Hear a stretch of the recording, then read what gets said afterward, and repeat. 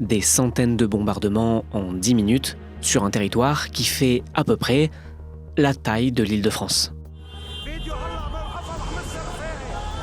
On ressentait littéralement la terre qui tremblait sous nos pieds. C'était vraiment quelque chose, comme si on était dans un film d'horreur. Mercredi, c'était la plus grosse frappe israélienne sur l'ensemble du Liban depuis le début de la guerre. Israël mène au Liban depuis le 2 mars une nouvelle guerre contre le Hezbollah, une guerre conjointe à celle déclenchée par Israël et les États-Unis en Iran, qui a causé des centaines de morts. Eux sont la petite guerre dans la grande guerre, ce petit théâtre un peu secondaire, qui ne suscite pas beaucoup d'attention de la communauté internationale. Le 8 avril, un nouveau cap est franchi. Le nombre des frappes et leur violence est sans précédent. Nos journalistes du Monde sur place racontent en quoi cette journée marque un tournant logistique et humanitaire dans la guerre d'Israël au Liban. La journée avait commencé par la signature d'un accord de cessez-le-feu entre les États-Unis et l'Iran. Le Liban apprend vite qu'il n'est pas concerné, mais Les gens, malgré tout, commençaient à retourner vers le sud. Certaines personnes avaient de l'espoir, se disaient « je vais pouvoir retourner chez moi ». Au lieu de ça, Israël bombarde intensément. Le 8 avril, au moment des frappes, Adrienne Surprenant, photographe pour Le Monde, est à Tyr, dans le sud du Liban. Et il y a un ordre d'évacuation sur un quartier de Tyr. Et à un moment, donc, la frappe a lieu, mais elle n'a pas lieu exactement à l'endroit qui était annoncé. C'est un peu à côté. Et dans la seconde, dans la foulée, il y a plein de frappes sur le sud Liban, donc dans notre dos. On arrive à un hôpital à Tyr et on voit ce monsieur blessé, Abderrahman Alaoui, qui nous raconte qu'en fait, il était à 200 mètres en dehors du périmètre annoncé et il est blessé. Il nous raconte que lui, il veut pas quitter son pays, il veut pas quitter sa ville, il veut pas quitter ses affaires, c'est pour ça qu'il est encore là, mais qu'évidemment, s'il y avait eu un ordre d'évacuation sur la zone où il se trouvait, il se serait éloigné. On décide de retourner vers Beyrouth, en réalisant qu'il y a énormément de lieux qui ont été frappés sur Beyrouth, pas que dans la banlieue sud. L'une de ces frappes a eu lieu dans le quartier de Corniche al-Mazra, un lieu central de Beyrouth, à une heure où les rues étaient remplies de civils. Dans ces vidéos vérifiées par Le Monde, on se rend compte de l'ampleur de l'attaque.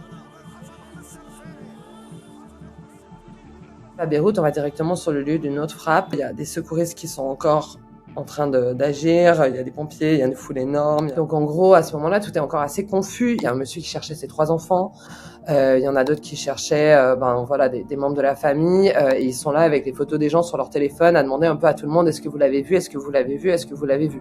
Joseph Aboukhalil est libanais, il est pharmacien à l'hôpital Hôtel-Dieu de France de Beyrouth.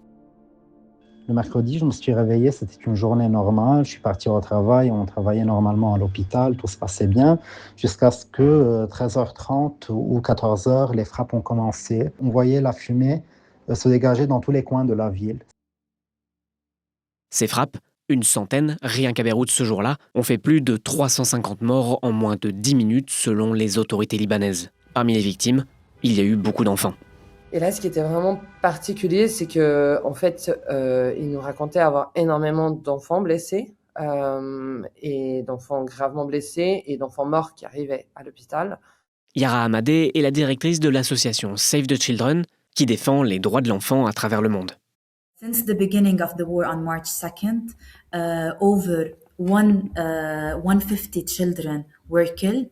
33 children out of those were killed only in few minutes on April 8th. Behind those numbers, there are children who had stories, who had families, who had dreams, who had hopes for a better future.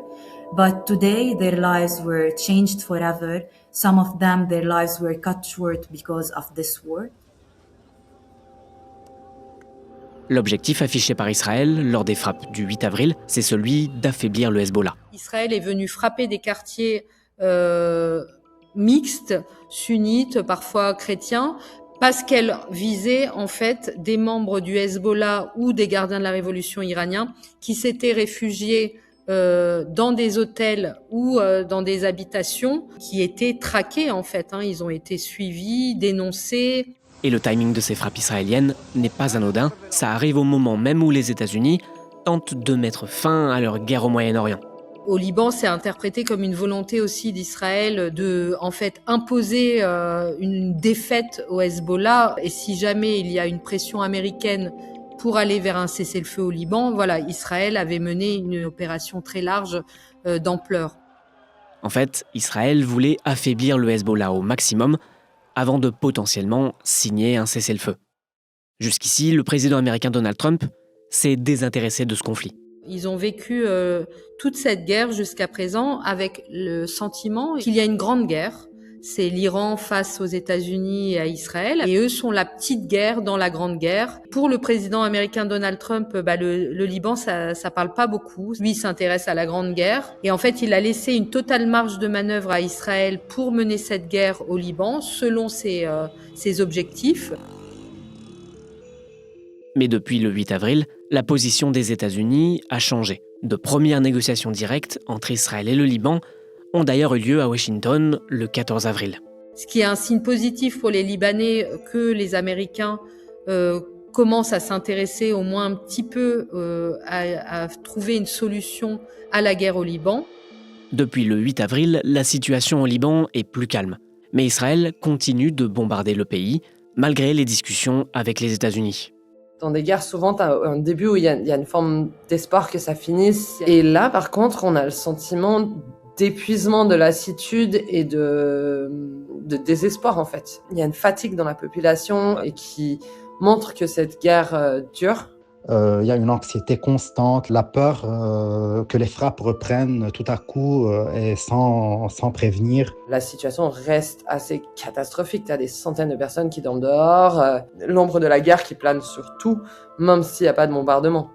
On sent que tout est plus lourd, il y a moins d'insouciance, mais plus de vigilance, si vous voulez.